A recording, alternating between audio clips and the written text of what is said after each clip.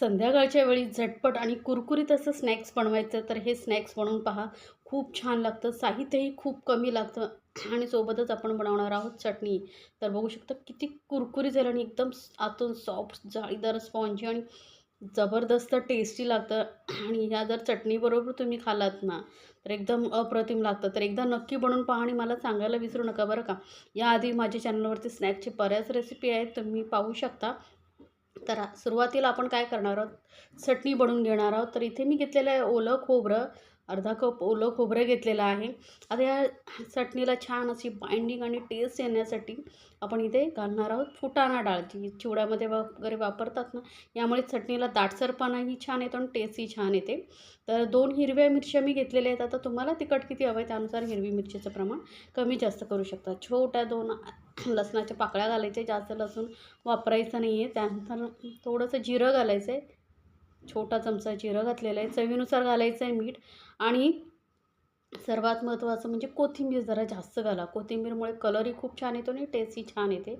आता यामध्ये थोडं पाणी घालून आपण ही एकदम बारीक वाटून घेणार आहोत.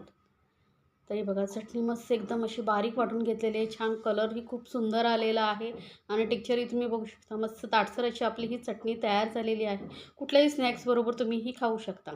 आता आपल्याला लागणार आहे इथे उडदाची डाळ. तर उडदाची डाळ बघा, एक मोठा कप भरून मी उडदाची डाळ घेतली होती आणि 4-5 तास भिजत ठेवायची. अशी मस्त मऊ झाली पाहिजे डाळ. आणि जास्त वेळ नसेल तुमच्याकडे तर गरम पाणी घालून भिजत ठेवायची. 1-2 तास जरी ठेवलात ना तरी डाळ छान भिजली जाते. आता त्या डाळीमधलं सर्व पाणी काढून घ्यायचं आहे आणि हे मिक्सर जारमध्ये आपल्याला ही वाटून घ्यायची. तर इथे मी छोटा मिक्सर जार घेतला आहे, कारण ना छोट्या मिक्सर जारमध्ये ना डाळ व्यवस्थित वाटली जाते. आता ही डाळ मी 2 वेळा वाटणार आहे, थोडी-थोडी करून.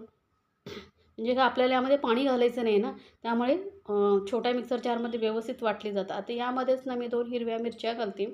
आता तुम्हाला तिखट जास्त आवडत असेल तर अजून एखाद मिरची तुम्ही वाढवू शकता.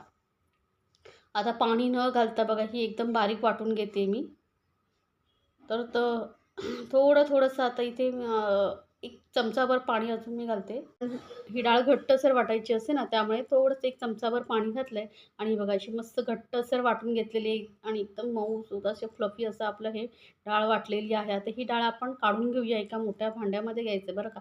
इथे आपल्याला बाऊल जो वापरायचा आहे ना, थोडा मोठा वापरायचा आहे, कारण ही आपल्याला डाळ नंतर फेटून घ्यायची असते. आता डाळ पूर्ण वाटून घेतल्यानंतर यामध्ये ना थोडंसं कढीपत्त्याची पाने बारीक चिरून घालते. थोडी घालते कोथिंबीर.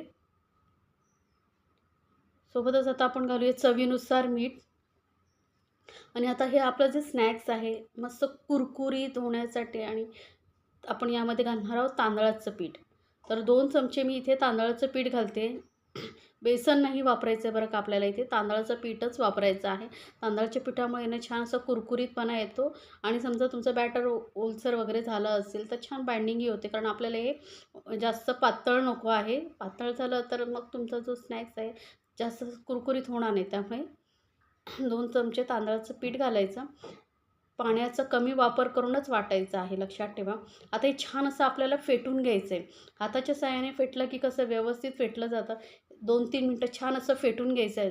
जेवढं व्यवस्थित फेटाल ना आणि हे जे बॅटर आहे छान असं हलकं फ्लफी झालं ना, की आपलं स्नॅक्स कुरकुरीत होतं. तर बघू शकता पहिल्यापेक्षा छान असं फुललं गेलेलं आहे आणि मस्त असं हाताला एकदम सॉफ्ट असं फ्लफी असं लागतं आहे मिश्रण, हे बघा. आणि किती घट्ट आहे बघू शकता.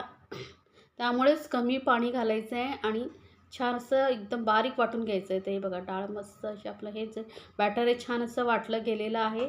आता यामध्ये आपल्याला घालायचं आहे, काय करायचं, हाताला थोडंसं पाणी लावू शकता किंवा असे जरी छोटे-छोटे पाणी न लावता वडे घातलात ना तेलामध्ये तरी मस्त होतात फ्लफी. जास्त मोठे घालायचे नाही बरं का. आणि गॅस मीडियमवरती ठेवून असे आपण हे तळून घेणार आहोत.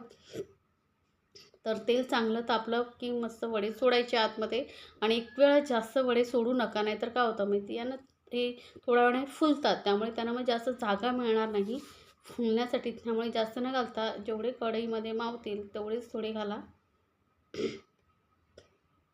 तर बघू शकता मस्त असे आपण हे वडे घातलेले आहेत.